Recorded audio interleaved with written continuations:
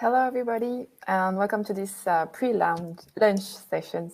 I know we are all very eager to go eat something, but just wait for half an hour more, and I promise there will be plenty of food for thought in this next half hour. So I'm very pleased to welcome Jean-Philippe and Marius today to discuss mobility data. We will have some, you can ask some questions on the chat, and we will answer them at the end of the interview. So maybe first to start, if you can just introduce yourself and what you're doing in your city. If we can start with Marius, for example. Hi, my name is Marius Jennings, and I work for Bristol City Council. I'm our open data lead, so my focus is to make a range of the city's data sets available to help promote our transparency and innovation. I have also worked with a range of city partners to see how we can utilize open data to create digital projects that support our priorities. Thank you. Jean-Philippe? Hi, everyone. So enjoy your meal for the audience. I'm Jean-Philippe Clément. I'm from the city of Paris. I'm Chief Data Officer of the city, in charge of the data approach of the city. That means a mission to offer a data literacy program for public agents. That means coordinate the reflection on data architecture's needs and animate a data lab project program. And I'm very happy to be with you this morning. We are also very happy to have you here. So you both are in charge of innovative programs within your cities. That means that you publish data in order to achieve these programs.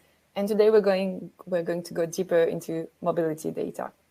So first, maybe the question on the subject would be, what are your biggest challenge today in terms of mobility in your city context?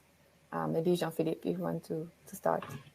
It's not the data. It's essentially an institutional institutional challenge about the organization of our territory, because Paris is far from being the only player to produce and to use this data. We need, of course, to lead by example by publishing all the mobility data we have and pushing our partners to publish as much data as possible to facilitate the construction of the dream, a future regional mobility as a service platform, a mass platform as a service. It's a challenge. It's a big challenge for us on mobility data. Thank you, Marius. So I would say one of our biggest challenges is that we have some of the highest congestion levels of any city in the UK. In addition, Bristol is a city that is required by EU law to improve its air quality. So our aim is really to try to provide a range of data to our citizens and other stakeholders to give them the bigger picture as to propose policies and to see how we can start addressing these concerns. Thank you. So both of you are willing to publish a lot of data. How do you get organized to publish this mobility data? Maybe Jean-Philippe or Marius, as you want. Marius, come on. So we have over 6 million traffic records, and they include things like vehicle flow rates or vehicle speed, the average journey time between 2 points. And what we tend to do is extract that via the API and put that onto the platform on a daily basis. This is done via a piece of middleware software which we use, which is called FME, and that extracts the data of the different services. It updates it, tweaks it into an accessible format, so the API can then push it across onto the open data platform. However, the issue is that there's also a range of some of the data that we would like as well to publish, but it can be hard to do because things like private car park operators may not have given us permission to do that. So there's always a lot more that we want to do, but we're making some progress. Thank you. Yeah, in Paris, we have a lot of million of records about data too. We collect the mobility data through the mobility services that we operate directly, like Velib bike service, or with which we are in partnership, like partner like car sharing, scooters, bike in free floating. And through various accounts about vehicles, motor vehicles, bicycles, and pedestrians that record on public space. There are a lot of records on each mobility data, and we try to automate the collection as much as possible via APIs, directly connect to Opendatasoft platform, and it's very easy to connect this API if the standardization is respected. So you both mentioned millions of records and quite complex data. This data may seem hard to apprehend from a citizen or a stakeholder point of view. Why did you decide to publish it anyway? And how do you try to explain it or make it more accessible? Maybe Jean-Philippe, if you want to start. Yeah. Do not publish raw data. It's difficult to interpret messages that we are hiding something to the public. So we prefer publish this data and try to accompany it with a lot of explanation, event data viz commented, and if misinterpretation are made, we or the community can correct them quickly. Of course, if the author of the error is in good faith. So it's our politics is to publish and after eventually to correct. So I would say we have a very similar approach to Paris and those aspirations. Obviously, Paris is a much bigger city and it's got some really exciting data. For the data that we have, we really feel that there's a lot of untapped potential in these data sets, which could have a much wider benefit if made publicly accessible. The wider community may have innovative civic solutions, which we as a council may not have the resource to exploit ourselves. And so by trying to make the data accessible to the public, by having a range of easy to understand descriptions in the metadata similar to Paris, we hope that generates interest. And though when there are potential issues, we can deal with them as well. Some of our data that we provide also has dashboards, and that helps curate the story to the individual who may not have much understanding on a topic, but it becomes more understandable, that wealth of data. And I guess you are looking at different users, and some may just want a very high level understanding, whereas others would want to be really go and interrogate and utilize that data further. And we're trying to offer for both solutions. That's nice. That's very interesting. So you both really make the effort to publish this data, and so once it's published, how do you use this data to evaluate your public policies? Do you have a specific example to share with us? Maybe Marius. So I think for us, as a lot of cities around the world, we've all been impacted by COVID-19 and by the lockdown. And what's been really interesting for us is that we have a lot of reports that are circulating that talk about the improvement in air quality since lockdown, But what we found is that the situation is far more complex, and that we tend to just say, if you do one thing, then that results in something else. And that isn't necessarily the case. So being able to experiment and being able to look at historic data and looking at the impacts of the likes of the data, we've been able to see those nuances that we wouldn't necessarily been able to see.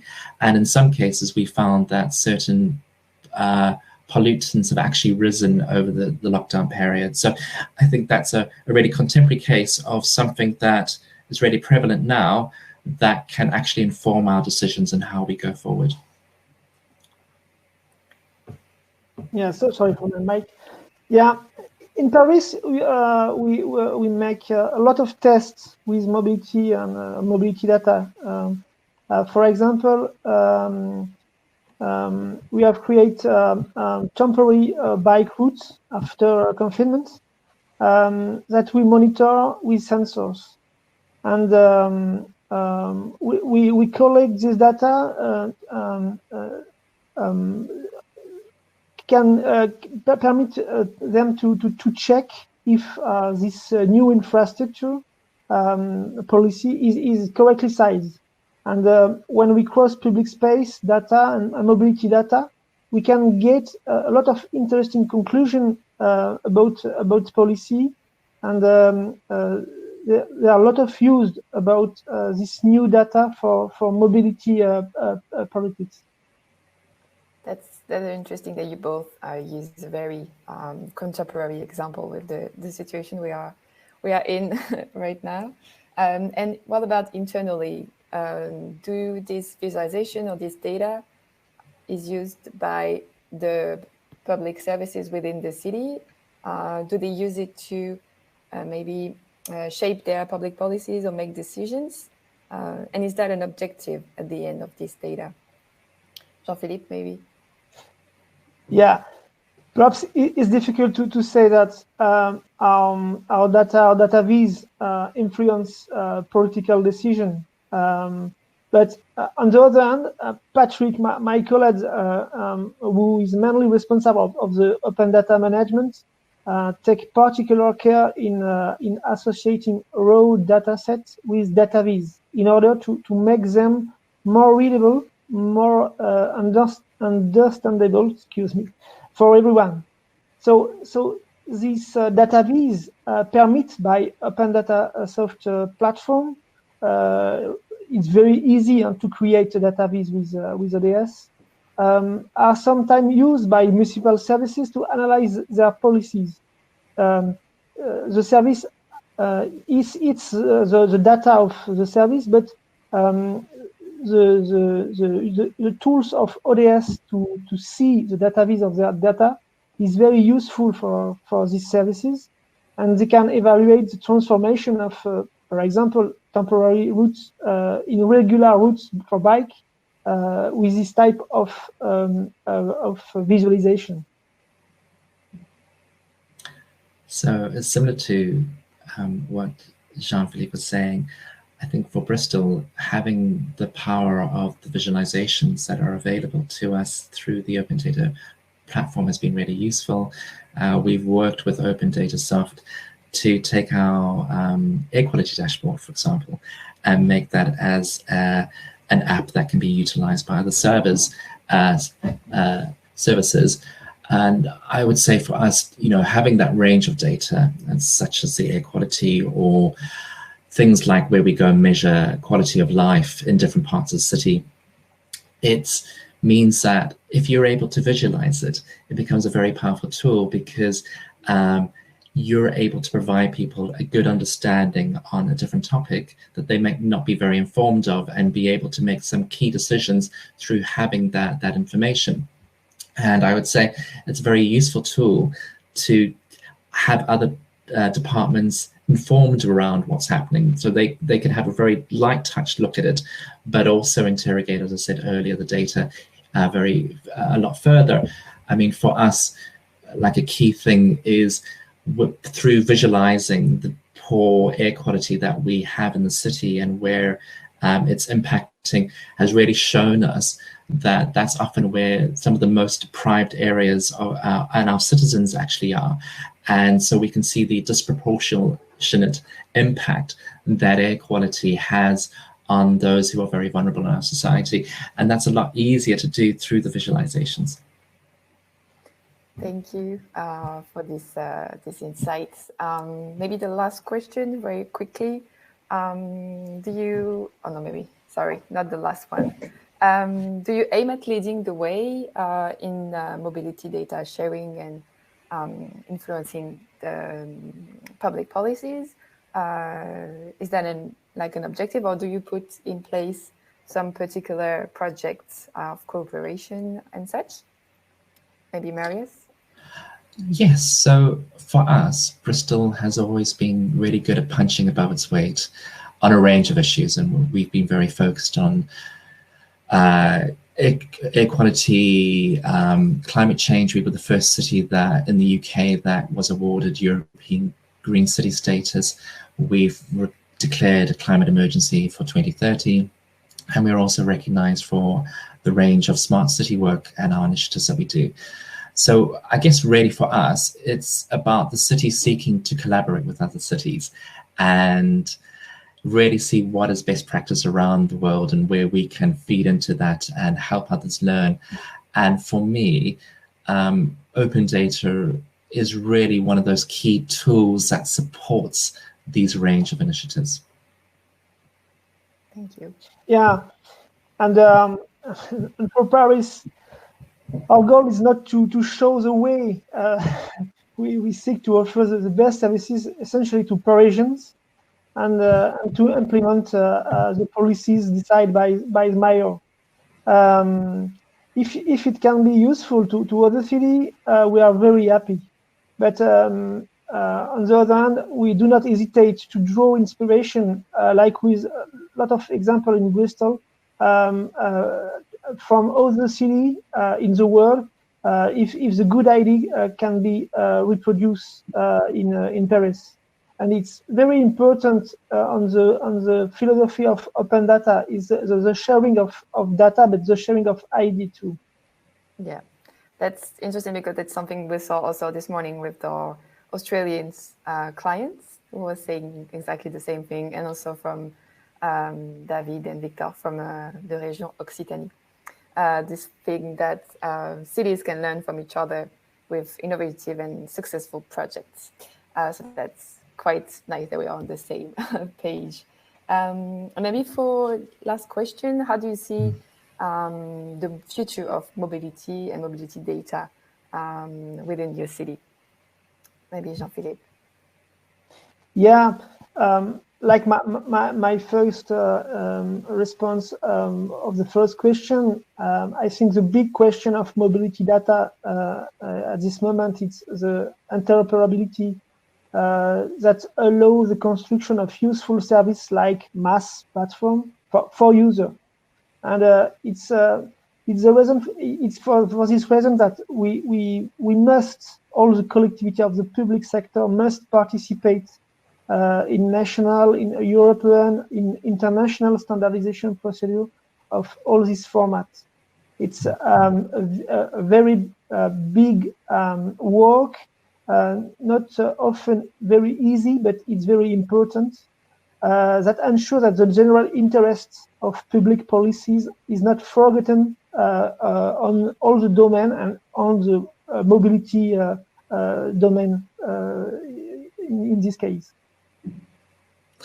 I guess for us, work that we're presently looking at and engaging in is to really take the work that we do as a city and then scale it up into a sub-regional data hub that would really be able to share more of this mobility data across 4 different localities. And then that aim is that we are able to provide really robust data services to support the sustainable transport ambitions of our sub-region, but exactly echoing what Jean-Philippe has said, making sure that there is interoperability, that there are data standards. All of that's really key, because then that can play into a much larger field, not only what we're doing, but what others are doing as well.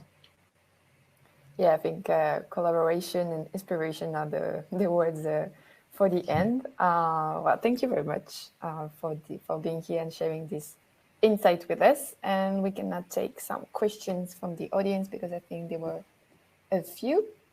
So the first one is would be, how do you deal with data governance? That's a good one. Do you have best practice tips? I don't know if one of you wants to start. Well, I guess often it's making sure and understanding who's responsible for what and getting that agreement. I think that's really key, and understanding what is the ambition and what is the best practice that you're going to be doing. I think for like example, with our data governance, we hold a range of data, mobility data, but some of that data we can't share in a open data format because it might be granular and it may be number plates, for example. So you have to make sure that anything that you're doing is taking into account GDPR and because there's so much data that's coming out, how are you making sure that there's quality checks on the data, so that obviously there will be issues and the like, but that huge stream of data is coherent and making and quality, basically. I guess that's kind of what I'd be saying. Yeah. Jean-Philippe, do you want to say something? Yeah, just to say that data governance, it's often the domain governance, because before to try to work with the data governance, you have to work on the domain you work. And for mobility, when you are like in Paris or in Ile-de-France, it's the region of Paris. When you are a lot of stakeholders, a lot of actors, you have firstly to work with the global governance of the subject, and it's hard work. And after you can focus on the data governance, and it's often and that's the point, the last point of sharing. It's often about standardization, about how to be in the same way with all the actors, to share and to manage the data of the subject. Thank you. Maybe another question, sorry. Are there non-personal data that you're still reluctant to share? Any other data you would be interesting to get for mobility policies? Do you want to answer this one?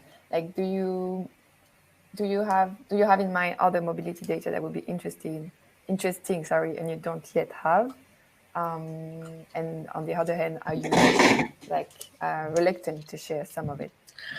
So I had a discussion with government earlier this week, and for example, they were talking about setting up freight data, for example, because that's really relevant and the impact it has on a city like ourselves. And if you've got people delivering throughout the day, you think of something like Amazon deliveries, the impact that kind of has onto a city and congestion and the like. So that's something that's really interesting. We don't have anything like that at the moment, and it's kind of exploring, would there be some sort of standardization to enable that and further logistics.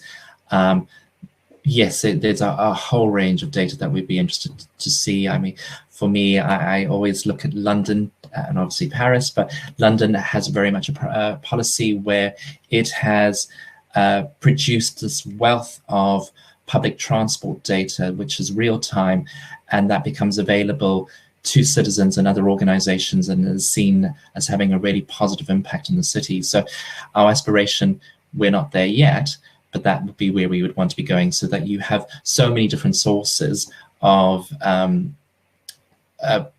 transport data. But I think Paris is already there in so many ways about some of the discussion that they've had. Yeah, in France, so in Paris, the mobility data is often published after regulation, and so now we can have some data about public transport, about free floating operations, and a lot of data about operators in mobility. At this time, the new subject is about parking and the real-time data of parking. There are not real regulation about that, so the discussion begins, and it's perhaps the next step for data mobility in France and in Paris at this time. Okay, thank you.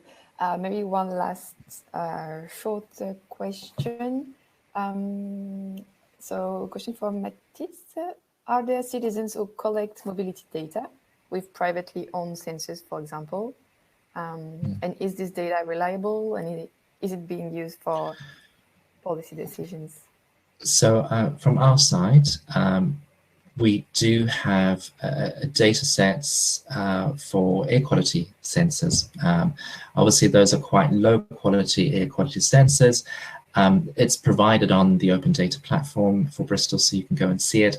And it really more of a citizen science approach. And we're really interested in that because then it helps co-design ideas and educate and work with citizens to change behaviors.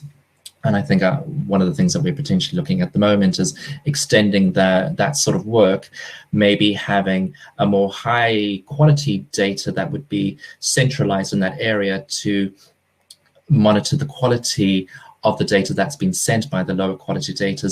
But yes, I think there is that movement towards that. So it's something that we're experimenting on already. Yeah, the GDPR regulation permits this sort of portability, but it's very hard to organize, and that means that all the operators permit their user to share their personal data with another actor. At this time, the regulation is quasi okay, but I think it's a big question of techniques and standard. Sorry, it's my subject between all the actors, and so it's a great source of data, but not so easy to use at this time. Well, thank you to you both. I think we are almost in time, so we can wrap up this session for today. Now it's the lunch break. Yes, we can go eat something, and we come back at the beginning of the afternoon on this main stage. So yeah, thank you very much. Thank you very much. Thank you, Marius. Thank you. Lovely. Thank you. Thank you, everyone.